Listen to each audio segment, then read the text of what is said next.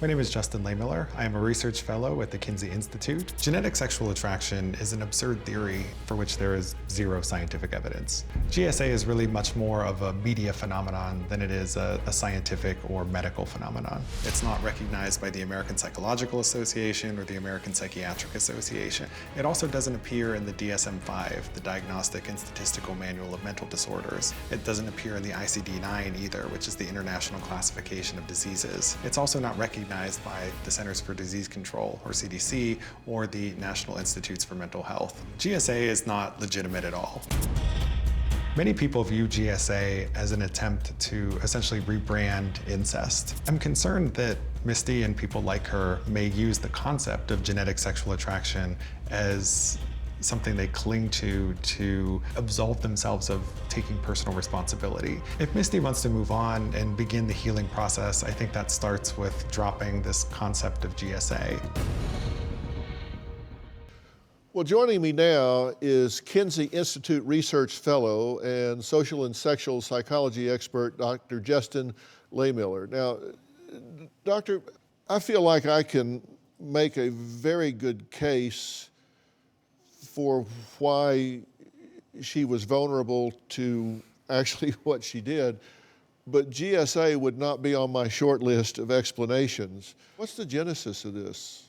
The term genetic sexual attraction is one that originated in the 1980s, and it was coined by a woman who herself had developed intimate feelings for a son that she gave up for adoption, who she met later in life. And she used this term genetic sexual attraction to describe the experience she had of developing those intimate feelings. So this is a term that was not coined by scientists, and there are hardly any mentions of it in the scientific literature. It's just not a scientific concept. It's a popular media concept that you hear in the tabloids, not in the academic literature.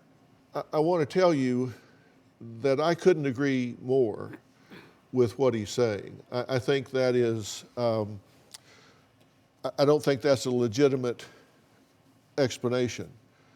And by the way, I need to say something to you. So take a deep breath and make eye contact with me because you need to hear this. I don't think you're a horrible person. I think you made some really bad choices. And I do think, and I'm not making excuses for you, I'm acknowledging the fact that children do learn what they live. And I think your value system, based on your history, based on what you were taught your worth and value was, got down to a very base level, was physical. From the time you were 10 years old. And when your self-esteem and your self-worth is defined at that really base level, there's a tendency to default to that.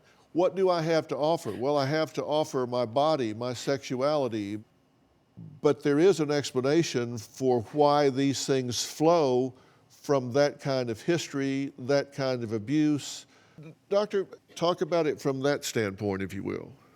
So trauma is something that can have a very powerful impact on our sexual desires and attractions. And sometimes it can lead us to act in ways that are unhealthy, unproductive, in fact, maybe counterproductive.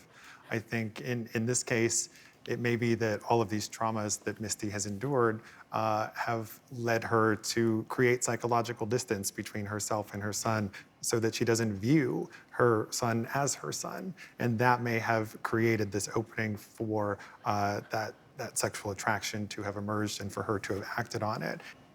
Look, is this a healthy choice you made? Of course not. And there's no other way to spin that. And I don't think that you are at risk for reoffending in that way, but I do think you are easily led.